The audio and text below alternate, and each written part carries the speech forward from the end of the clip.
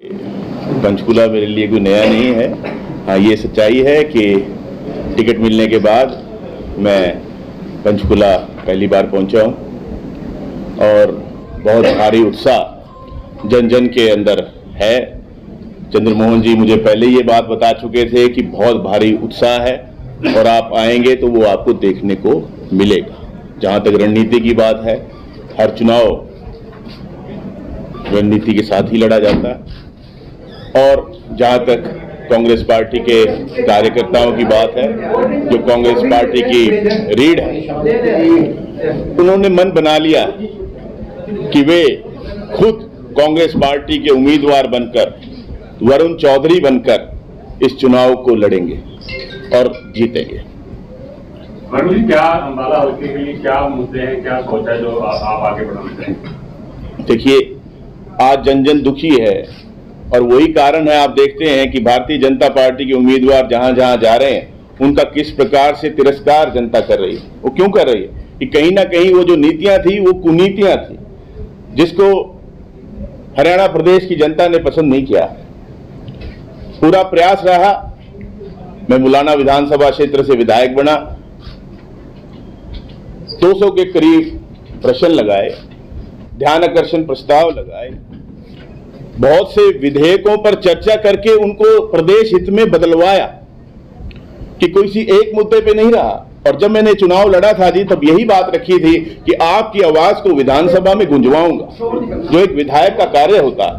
और यही आज आश्वासन दिया कि जब लोकसभा में मुझे अंबाला लोकसभा की जनता, अंबाला लोकसभा के वासी पहुंचाएंगे, उनकी आवाज वहां गूंजेगी, वहां पर मौन व्रत धारण करके नहीं बैठूंगा।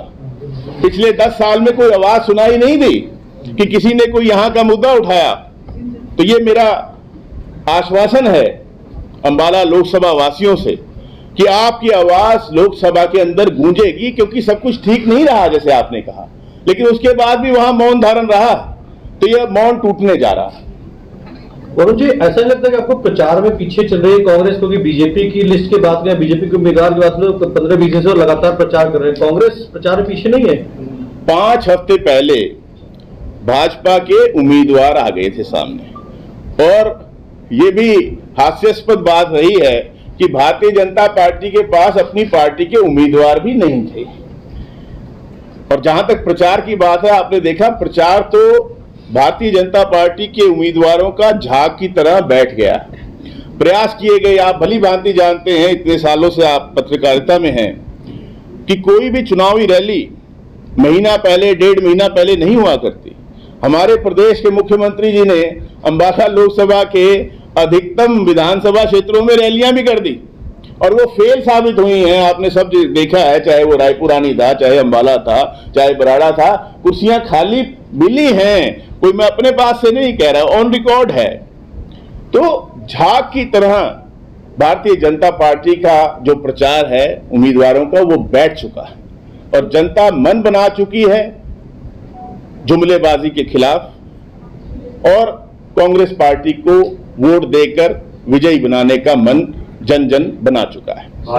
आप लोकसभा से जैसे आप प्रोटेस्ट करेंगे, बट पंचकुला आए हैं, स्पेसिफिकली पंचकुला के मुद्दे जो है उनके बारे में बताइए कि जो इग्नोर्ड रहे हैं और अब आप जिस पर काम करेंगे अगले 5 साल के दौरान। देखिए, मैंने यही कहा कि मैं कोई लिमिट नहीं करना चाहता अपने आप को। मैं तो सांसद हुई, what is legislator, what is आऊंगा, जो भी बातें मेरे सामने रखी जाएंगी, जो उठाने लायक होंगी, वो उनको उठाया जाएगा, उनका समाधान निकाला जाएगा। मैं अपने आप को एक विषय और 2 विषयों के साथ सीमित नहीं करूंगा। मैंने आपको अभी बताया कि विधानसभा के अंदर भी मैंने 200 के करीब तो सवाल ही लगाए हैं और बाकी विषय अलग है। क्या मेरी विधानसभा से उन्होंने कहा था कॉन्स्टिट्यूएंट्स ने कि आपने ये 10 सवाल उठाने हैं या ये 20 मुद्दों को उठाना है? नहीं, सभी के सभी मुद्दे उठाए जाएंगे।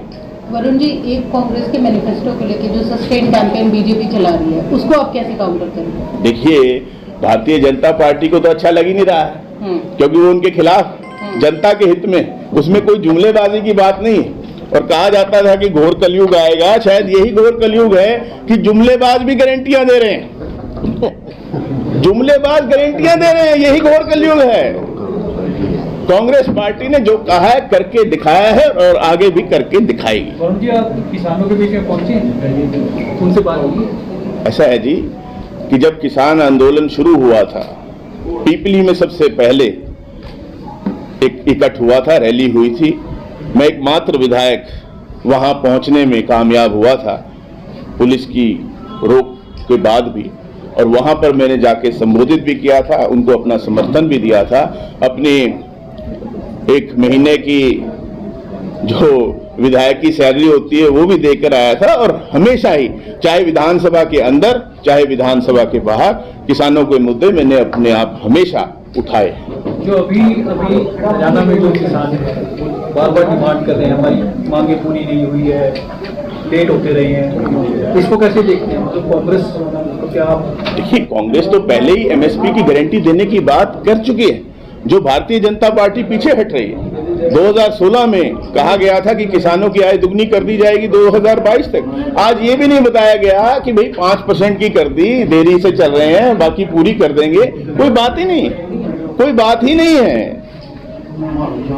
कनेक्शन, ट्यूबवेल कनेक्शन दिए नहीं गए, बार बार विधानसभा में मैंने बात रखी है। आज भी 70,000 से ज्यादा हरियाणा के अंदर ट्यूबवेल कनेक्शन लंबित हैं।